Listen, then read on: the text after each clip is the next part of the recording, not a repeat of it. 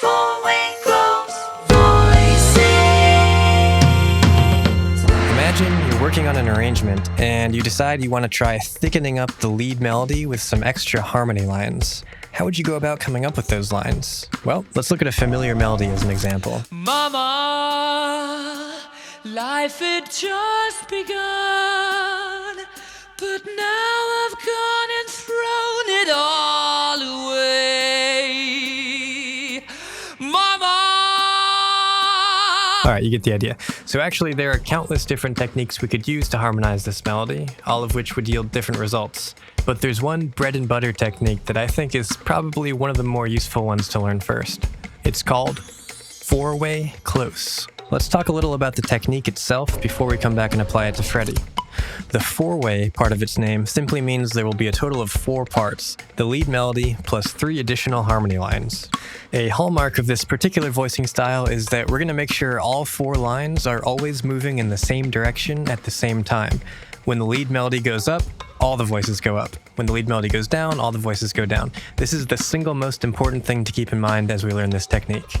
Today, each of our 4 parts happen to be human voices, but this technique can really be used with any combination of instruments, or even with a single polyphonic instrument like a piano. There are lots of really cool textural possibilities here, so that's something to experiment with. The close part of the name means the range from the highest to lowest note of each voicing will be no more than an octave, which makes for a tight and dense sound. Four-way close is great for when you want to make a melodic line sound more robust and colorful, but without taking up a huge amount of space in the arrangement. It's also a way of bringing the flavors of the background chords into the foreground of the sound. More on this in a moment. Lastly, four-way close is a type of mechanical voicing, meaning the voicings are generated by a specific, repeatable procedure. You just follow the directions, and suddenly you've got impeccable harmony lines on your hands. So let's go back to Bohemian Rhapsody and walk through that procedure. The first step is to figure out which parts of the melody we even want to harmonize. It can be effective to let the melody breathe on its own at times, saving the harmonized texture for opportune moments. So I'm actually going to leave this whole first part just solo melody. Then we can bring in the harmonies right on that big mama climactic section. Now, if the chords behind the melody don't already have at least 4 notes in them, we need to come up with 4-note versions. This process can sometimes be more involved than we have time to fully cover in this video, but usually we can simply add the diatonic 7th to each triad. Next, we have to identify any approach notes in the melody. Approach notes are the less emphasized notes of the melody that lead into the target notes via stepwise motion. Target notes are the more emphasized and substantial notes of the melody. We'll need to harmonize approach notes differently from target notes in order to achieve that universal similar motion I mentioned earlier. If you think you might be misidentifying any particular notes at this stage, no worries, just roll with it and it'll become clear later on in the process. Okay, now we can actually start harmonizing target notes. Since this target note, G, happens to be a chord tone of the background chord, E flat major 7, all we have to do is hang the rest of the notes of E flat major 7 below the lead note in descending order. So, the next chord tone below G would be E flat. Then below that is D, and finally B flat. Altogether, we have a nice full E flat major 7 sound. And that's the basic idea. We just have to repeat this process on all our target notes, and most of the time it'll be as simple as that. But there are a couple exceptional situations that come up pretty frequently, which we need to be prepared for as well. How about a situation like this, where a target note is not a chord tone? The chord is A flat major 7, but the melody note is a tension, F. Since we only have 4 voices available, and one of them is already used on a non-chord tone, we can't fit all 4 notes of the chord into our voicing here. So which chord tone should we omit? Well, the general rule of thumb is that you usually want to make sure your voicing includes the 3rd and the 7th of the chord, because these are the 2 most colorful and harmonically potent tones. In some cases, such as this one, if we were to follow the usual procedure of hanging chord tones in order below the lead note, we'd end up with a missing 3rd or 7th after we've used up all 4 voices. Horrible. When this happens, we can fix it by simply skipping the chord tone directly below the lead note and starting the usual process from the next one down. In this case, we've ended up omitting E flat, the 5th of the chord, which is a great trade for the 7th. Another situation to look out for is when a note is anticipating a chord change. Take a look at the note right before this one. It does technically attack during the F minor 7 chord, but it's also attacking just before the chord changes to A flat major 7. And if you listen to it, this note really sounds like it's sort of leaning ahead into the new chord. So it'll sound better if we honor this by voicing it as if it were indeed part of A flat major 7. If you ever aren't sure if a note is an anticipation or not, just go ahead and try voicing it both ways and go with whichever one seems to work better in context. So if we go ahead and harmonize the rest of our target notes following all these guidelines, we'll end up with something like this. Now for the approach notes. Like I mentioned earlier, we're going to tackle approach notes differently than target notes.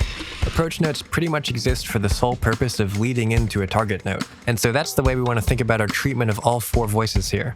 In other words, we don't care about the chord of the moment anymore. We're just going to choose notes that create the horizontal lines we're looking for. So in our second highest voice here, we're looking for a note to create a nice line between D and F. Well, the notes in between D and F are E flat and E, and we just use whichever one we like best. I'll go with E flat. Next voice down, we're ascending from a B flat to a D, and again, we can choose any of the notes in between. I'll go with C. And finally, our lowest voice goes from A flat to B flat, so here there's only one option. Say it with me. A natural. Great. Now if we take a look at the chord we just spelled, it actually happens to be A minor 7 flat 5, which is totally not B flat 7. In fact, a bunch of these notes are essentially wrong notes over B flat 7, but they won't sound like wrong notes in context. Again, all these notes lead nicely into our target notes, and that's how our ears will perceive them. Not back again this time. So, as we just saw, we'll often have a bunch of different options that could work for any given approach note voicing. We can use whatever notes we want, as long as they create suitable horizontal motions. I like to think of these approach note moments as little pockets of creative freedom. They're often opportunities to inject some extra exotic colors. And that's the procedure. It may seem like kind of a lot at first, but with a little practice, it can become a really quick and reliable technique. Here's a complete rundown of the whole procedure on one screen. If you want a copy of this for reference, I put a link to a screenshot in the video description. And just a quick word about these last couple points. You usually want to avoid creating a minor second interval between the lead melody and the voice directly below it, because that harsh dissonance can obscure the sound of the lead melody. We happened to not run into this problem with Bohemian Rhapsody today, but when you do, you can solve it by substituting in a tension to replace the problematic chord tone in that second highest voice. Note that minor seconds between any other voices are not a problem. You also have the option of making substitutions just to change the sound of the voicing to your taste. As long as you aren't breaking any of the other rules in the process, you can experiment with substitutions whenever you want. And finally, when you're down in the trenches with this stuff, you may encounter other nuances, rare exceptions, or subjective situations. Just make sure you're always carefully listening back to what you're doing, and you'll be fine. Your ears will tell you if anything needs tweaking. Okay, so let's look at what we've actually done to Bohemian Rhapsody with all this. As you can see, we now have 3 new melody lines that each have the same general contour as the lead melody, and yet all still carry their own distinct sound. Here's one of them soloed so you can hear what I mean. Mama, ooh, didn't mean to make you cry. If I'm not back again this time tomorrow, carry on. Is it nothing really matter? And of course, they work perfectly together, creating a nice, thick, melodic texture that also embodies the character of the background chords. Mama, ooh, didn't mean to make you cry. If I'm not back again this time tomorrow, carry on. Is it nothing really matter? And here's our final product in context with the full band. Mama, life had just begun, but now I've gone and thrown it all away. Mama, ooh, didn't mean to make you cry.